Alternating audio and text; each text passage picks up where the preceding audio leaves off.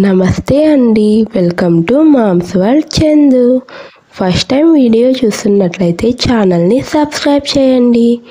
Video నచ్చితే ఒక like చేయండి. మీకు అమ్మవారు ఎంత ఇష్టమో కామెంట్ చేసి చెప్పండి. అమ్మా, నాకు ఇంద్రకీలాద్రిపై వెలిసిన కనకదుర్గమ్మ కథ చెప్పమ్మా ఈరోజు. సరే కన్నా నాన్న, చెప్తాను విను. పూర్వం మహిషాసురుడు అనే రాక్షసుడు ఉండేవాడు. ఇతడు మహిషి అనే కుంభజుడి పుత్రుడు. ఇతనికి గంధర్వ మరియు దానవ గుణాల మిశ్రమం ఉంది. మహిషాసురుడు తన తపస్సు ద్వారా బ్రహ్మదేవుణ్ణి ప్రసన్నం చేసుకున్నాడు, తనని ఎవరూ సంహరించలేరని.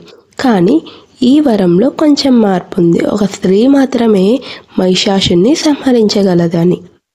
మహిషాసురుడు తన శక్తి వరంతో మరింత అహంకారంగా మారి స్వర్గంని ఆక్రమించి దేవతల్ని నరకానికి పంపాడు.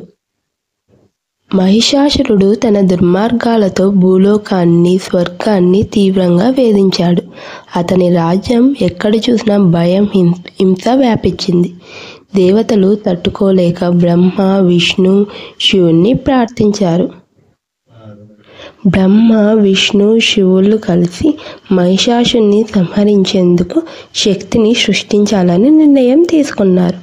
అందరూ తమ శక్తిని సమకూర్చి ఒక శక్తివంతమైన స్త్రీ దేవతని సృష్టించారు. ఆమెనే దుర్గాదేవి. దుర్గమ్మ భూలోకం మీద కాలు మోపగానే భూమి ఆనంద తాండవం చేసింది. దుర్గమ్మని మహిషాసురమర్దిని అని కూడా పిలుస్తారు. దుర్గమ్మని సృష్టించేందుకు దేవతలందరూ శక్తుల్ని సమ్మేళనం చేశారు.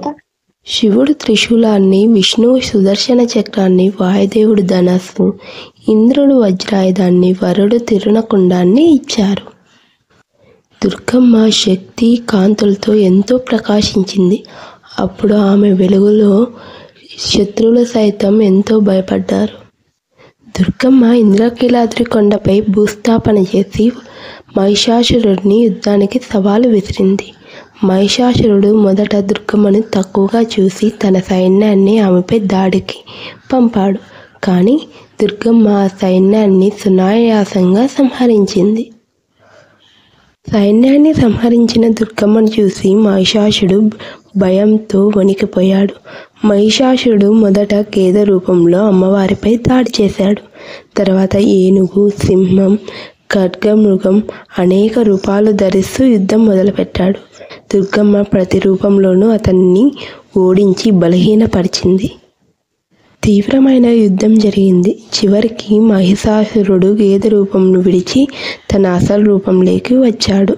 దుర్గమ్మ తన త్రిశూలంతో అతడిపై దాడి చేసి చివరికి మహిషాసురుడిని అంతం చేసింది.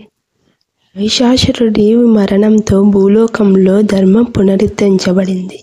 దేవతలు దుర్గమ్మకి కృతజ్ఞతలు తెలిపారు. దుర్గమ్మ అనంతకాలం ఇంద్రకీలాద్రి కొండపై భక్తుల కోరికను తీర్చడానికి స్థిరంగా ఉంటానని తెలిపింది. మహిషాసురుని సంహరించిన అమ్మవారిని మహిషాసురమర్దిని అని కొలుస్తారు.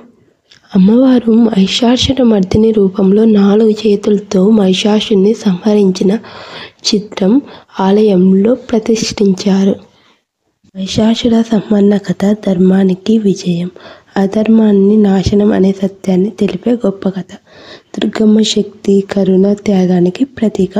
ప్రతి భక్తుడు వినవలసిన ఒక కథ.